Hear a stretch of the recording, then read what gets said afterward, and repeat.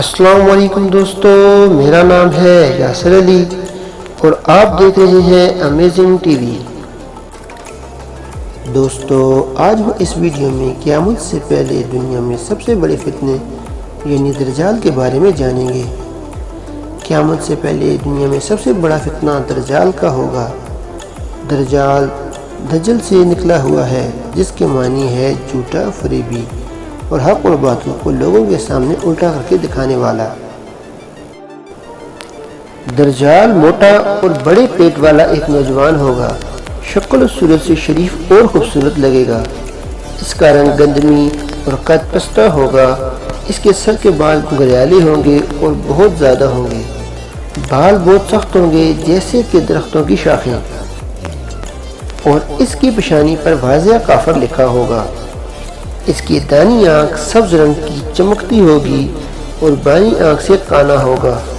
اس کی کلائیوں پر بہت لمبے لمبے بال ہوں گے اور انگلیاں بہت چھوٹی چھوٹی ہوں گی۔ یہودیوں کے لیے دجال ایک مسیحا ہوگا، اور یہودیوں کے عقیدے کے مطابق دجال یعنی ان کا یہ مسیحا ان کو سب مصیبتوں سے چھٹکارا دلائے گا۔ ان کے عقیدے کے مطابق دجال کی حکومت یہودیوں کی حکومت ہوگی۔ اس کی آمد کا دن اسرائیل کی نجات کا دن ہوگا۔ چنانچہ اسی تصوری مسیح کی بنیاد پر یہودی 3 راستوں سے دنیا میں پیش قدمی کر رہے ہیں۔ نمبر 1، روحانی اور ذہنی ایسی دنیا تشکیل دینا جیسے مسیح ان کے لیے بنائے گا۔ چنانچہ ذہنی طور پر یہ دنیا کو پہلے ہی غالب کر چکے ہیں۔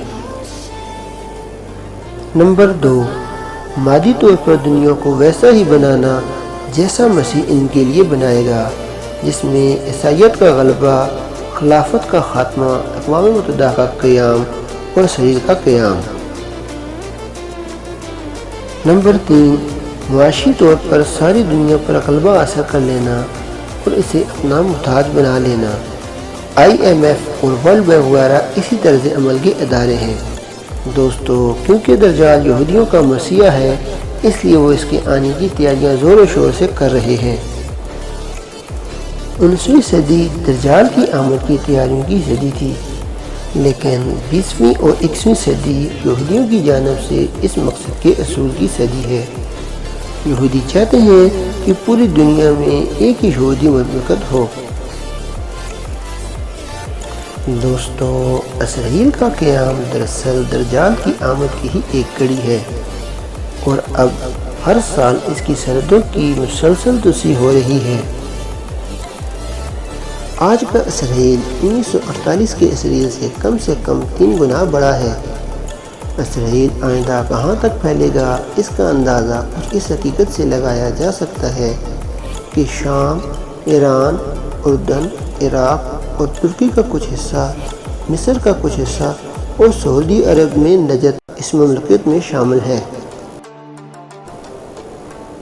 ان کے یہ عزائم پوشیدہ نہیں بلکہ اعلانیہ ہیں۔